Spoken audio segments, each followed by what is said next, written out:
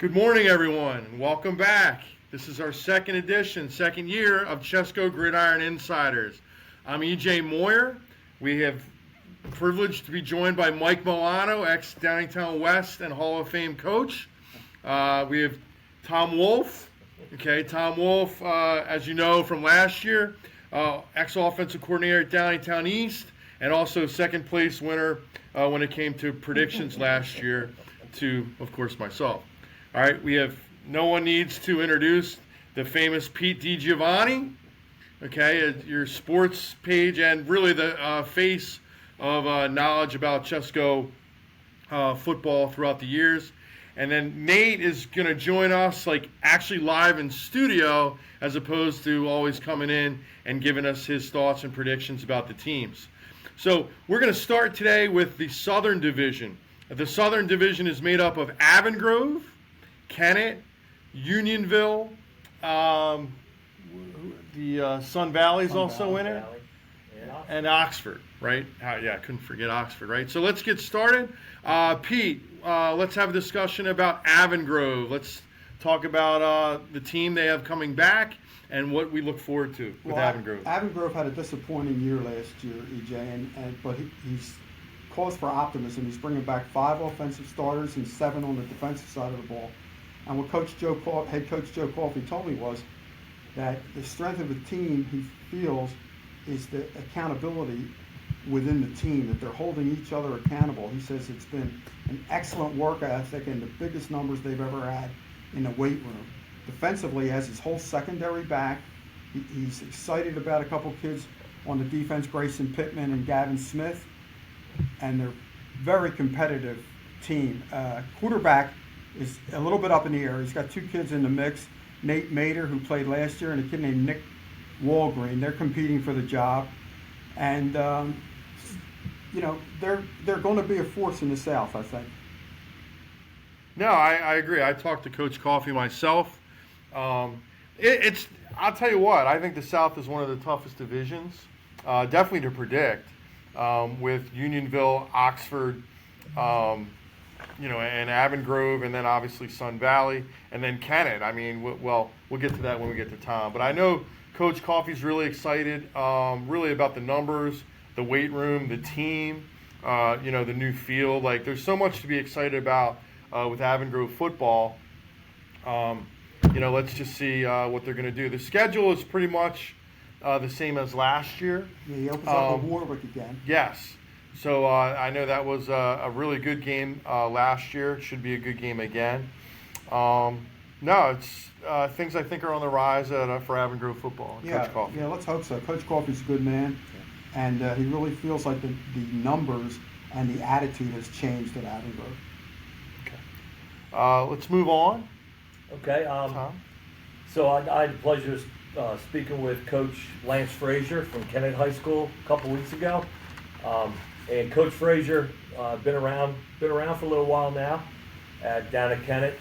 He's very excited about his team this year. He's got a lot of skill guys coming back. His quarterback, Garrett McCracken, is a third-year starter. He's only a junior. He got thrown in the fire as a freshman a few years ago. And Coach Frazier's very excited about having him back. Says that McCracken has a great grasp of the offense, has kind of taken that leap. You don't get a lot of 3-year starters in the high school, and he's still got another year to go. So it's going to be fun watching him develop. Offensive skill-wise, he has experience.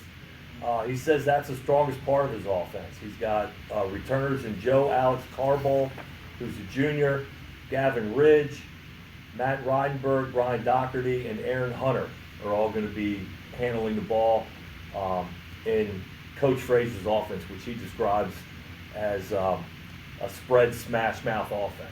And Coach Milano played against him a few times. They're kind of hard to prepare for because they do spread you out, but Coach Frazier, he wants to run the ball. So, how are their numbers, Coach? The numbers are pretty good. He's he's got 40 or 50 guys on his roster.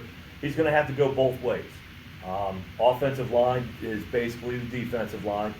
That's one of his concerns. He only has one returning starter in Zane James.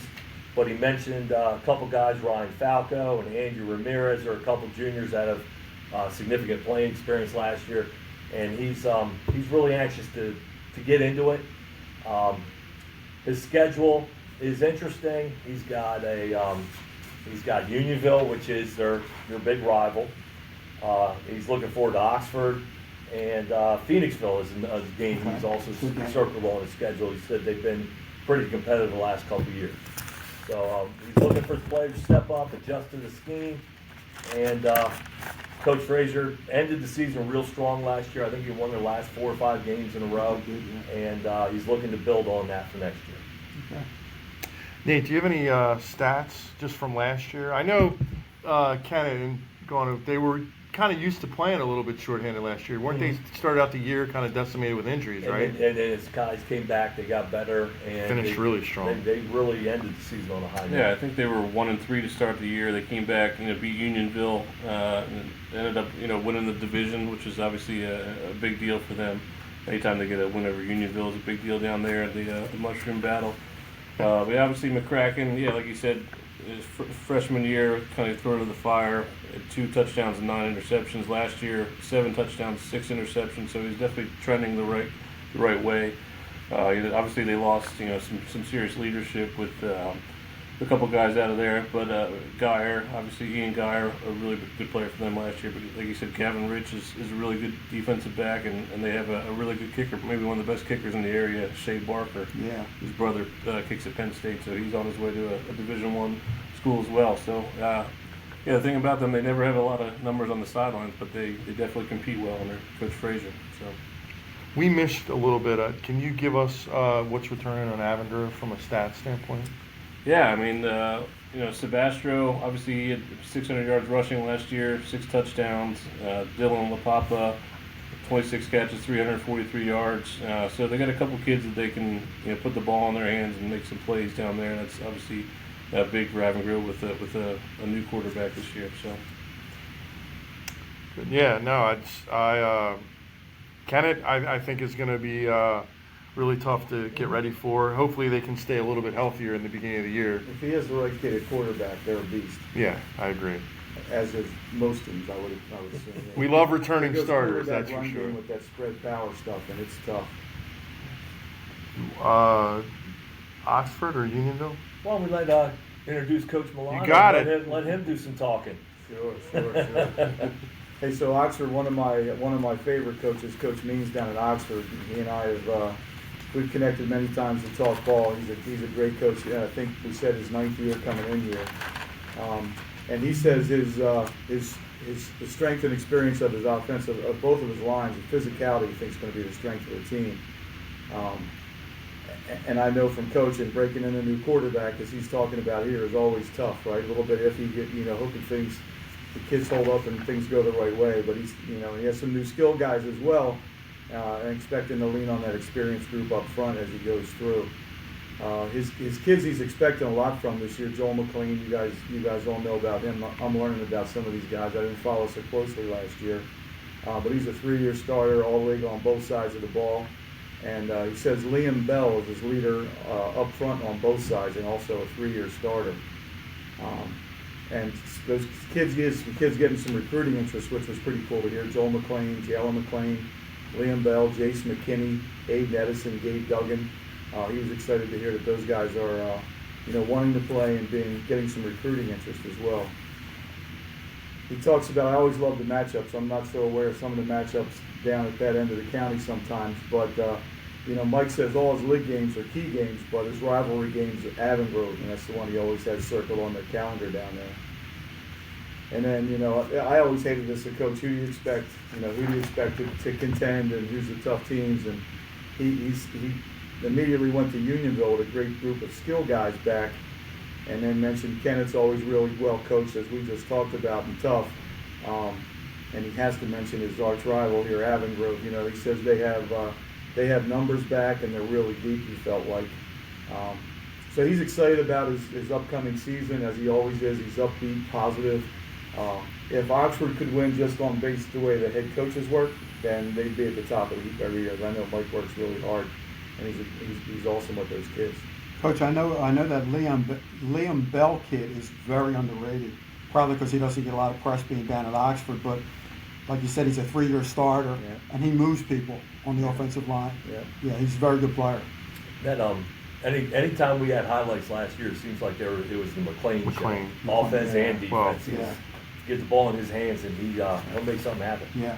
And I think the quarterback last year, Nate, he was really made the offense go. It was a really centered, a running centric. And I don't think, in talking to Coach Means, as I talked to him with Coach Milano, the offense will be slightly different this year. It's not going to be as run based. Probably be more of reads and things of that nature. RPO stuff, yeah. Yeah, it was interesting because you think of Oxford, you think of those quick short passes and just getting the ball in space and hoping those receivers can kind of make plays. But yeah, like you said, McLean, 1,000-yard rusher last year. You look at some of the team stats. They ran the ball really well. They played much better defense they have in years past. So obviously, if they can get that physicality to kind of stick around, they have a shot in this division. Without a real superstar team, I think. So, yeah, I mean, if they can be physical, like you said, there's two big boys up front, and then McLean, both McLean brothers, making plays on the offense. I mean, yeah, I think there's reason for some excitement down there. When you can be physical, you can compete, right? So if he's got that group up front on both sides, they're going to be something to be dealt with. Yeah, I definitely think so as well. We want to move on to Unionville. Well, you speak about physical, and when I talked to Coach Tim Murphy down there. He's got 4 out of 5 starters returning on his offensive line. Towards the end of the year, he averaged 200 yards rushing per game. Guys, Reed Cassidy, Jack Gillespie, Cade Brooks have a lot of game experience, and he says that that's his big three. When you hear the big three, you usually talk about receivers and quarterbacks. He says that's the heartbeat of his team, is his offensive line. He's real excited about having those guys back, and they're the leaders of his offense. Coach Murphy also has Tommy McGinnis back, returning quarterback, left-hander, dual threat kid. Got hurt a little bit last year, but when he was on the field, he made plays for him. And real good, as we all said, it's always great to have a returning quarterback. His offensive skill guys, Drew Polio, returning wideout, averaged 30 yards per catch, according to Coach Murphy last year. And probably one of the most all-purpose, all-around athletes in the entire Chester County area. Brendan McLaughlin is back, workhorse back, played linebacker, filled in at the Wildcat quarterback when McGinnis was out. So they're real excited down in Unionville. Coach Murphy calls the plays on offense, and again, they're going to focus on the run game, which when you think about Unionville, that's all the way back to your days, Coach. I mean, they run the ball. They like to run the ball.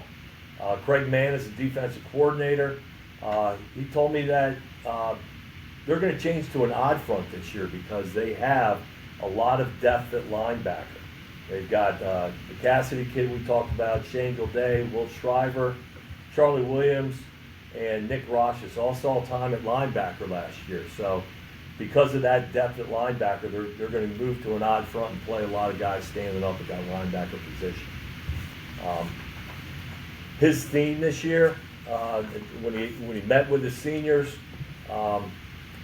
what he really liked about that theme is never be satisfied. They had a tough start to the year with Ruston, lost to Kennett later on, made the playoffs, but he wants to get more than into the first week of the playoffs, and that's what his team wants. Talking to him about his schedule, he highlighted opening game against Ruston, which I think we're going to feature, and we'll talk about Ruston in another segment. Obviously, the backyard mushroom battle against Kennett's a big game for him, as always. And they know us, we know them, played youth ball together, one game at a time is his motto. So, looking for big things from Unionville with their returning starters. Yeah, I think you mentioned McLaughlin, the running back. I mean, he's probably the happiest person you'll find on that team to know that there's 4 linemen coming back. He's going to be a 4-year contributor. He played a lot as a freshman. First couple of years, just some tough sledding.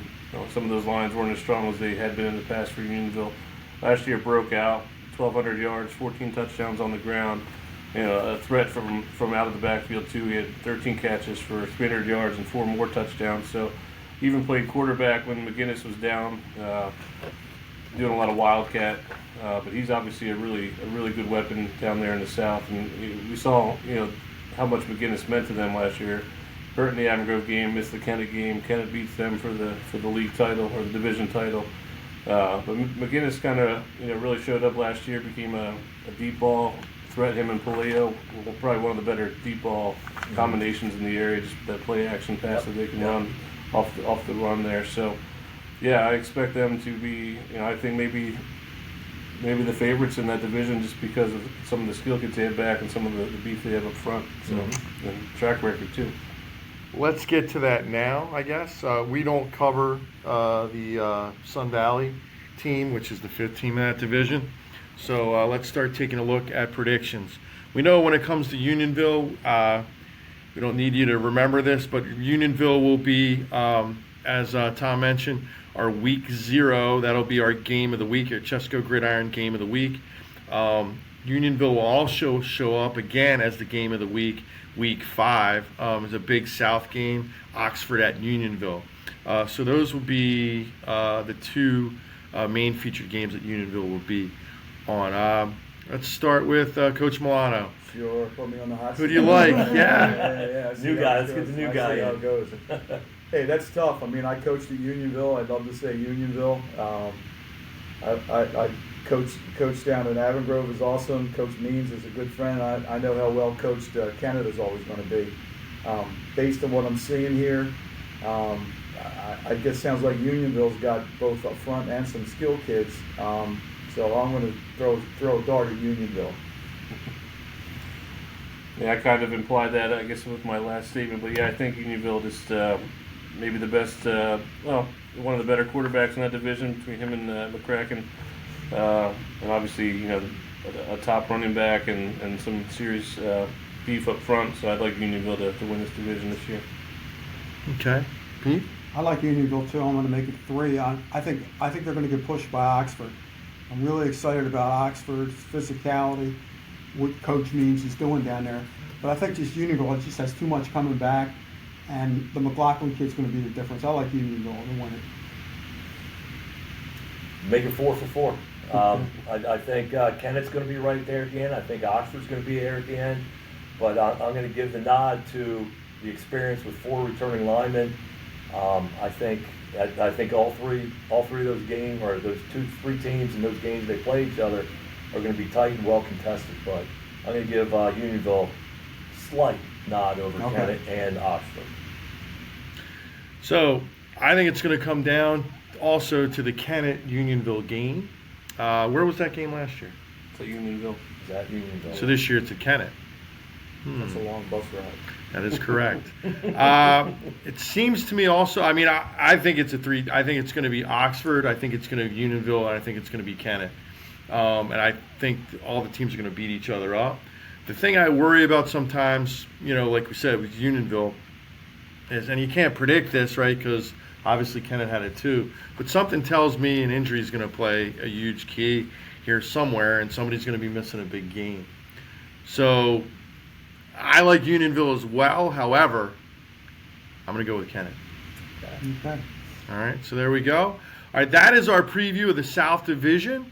You'll be hearing about some more South guys on our last preview edition, which when we'll actually do some preseason, hand out some preseason Chesco hardware.